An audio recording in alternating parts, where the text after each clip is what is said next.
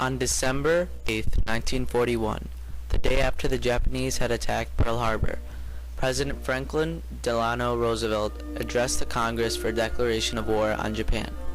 Both the Senate and the House of Representatives approved the war declaration unanimously. This was the entrance of the United States into World War II.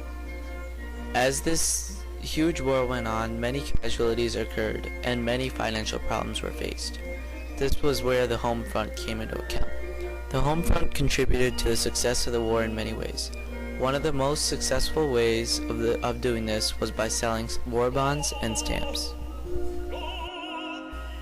In 1941, the United States government realized that there was a lack of funds to use for the war. A solution was eventually found: war bonds. The war bonds were essentially slips of paper that the United States citizens could purchase for prices ranging from $25 to $10,000. The deal was that the government would eventually pay back all of the bonds with added interest. Therefore, the longer the war bonds were held by the U.S. public, the more value the bond would be worth. This was miraculous for the nation's immediate financial crisis. Not only did it give a lot of money to the government, but it also helped solve the problem of inflation. Since the bonds were pieces of paper, the circulation of actual monetary bills was severely reduced, which helped lower inflation to a great degree. However, this solution also had many negative side effects. The first effect was the likely outcome that once the bonds were redeemed, the government would actually have to introduce a much larger amount of bills that were originally in circulation, which would raise inflation far past where it had began before the war. The next consequence was about the nation's growing debt. Before the war bonds began being sold, the national debt was about $49 billion. However, once the bonds were finally returned by the government, the debt actually increased up to $259 billion, a $210 billion difference. So while the war bonds helped out with the financial crisis in the beginning, in the long run, it actually left the country a lot worse off than it began.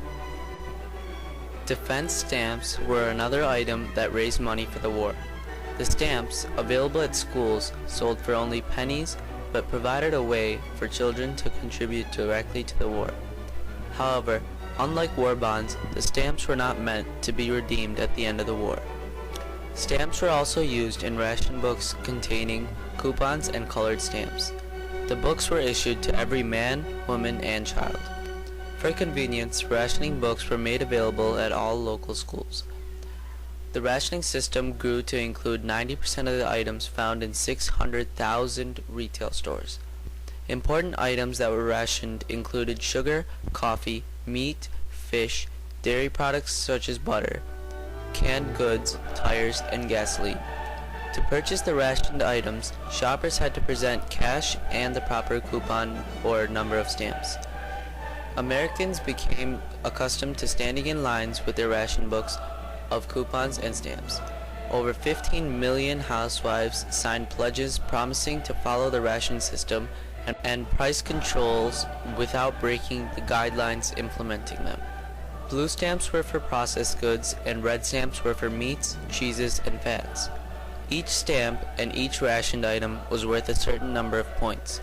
To purchase rationed goods, shoppers had to turn in the corresponding colored stamps with the correct point total. Shoppers had to budget both money and points and keep track of when particular stamps were valid. President Roosevelt strongly preferred paying for the war primarily through increased taxes. He wanted participation of the wealthy by corporations and by the war industries. Taxing would serve two important purposes: pay for the war and reduce extra income earned by workers. Taking this money out of circulation would reduce the chance of another post-war inflation. Economic inflation means the prices of goods and services rise faster than people's income, and the value of money declines and the prices of goods rise. Even movie stars contributed in the effort. They helped bring attention to Homefront activities. Actresses like Rita Hayworth sacrificed her car's metal bumpers to the war's scrap collection effort.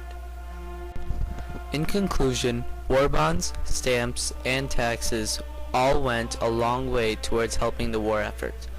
By taking part in World War II, it was understood that drastic steps and ideas were necessary to help fund this big, long war. Though war bonds later caused lots of difficulty with inflation, it was one of the essential elements towards funding the war effort. Stamps were another invention that proved vital in funding the war effort. These stamps not only raised lots of money towards the war effort, but helped to bring about a sense of unity with the patriotic Americans. Finally, the increase in taxes also went a long way towards funding the war. Though it was grudgingly paid for by many, its importance was highly underestimated. All these three things went a long way towards raising money for the war. However, there were also many other small efforts that also helped. People like Rita Hayworth donated metal to the war's metal scrap collection. Many mothers donated a portion of bread for each loaf bought. All these minor efforts really came together and proved to be of vital importance. And it was these efforts that should get a lot of credit for helping the Allies to win World War II.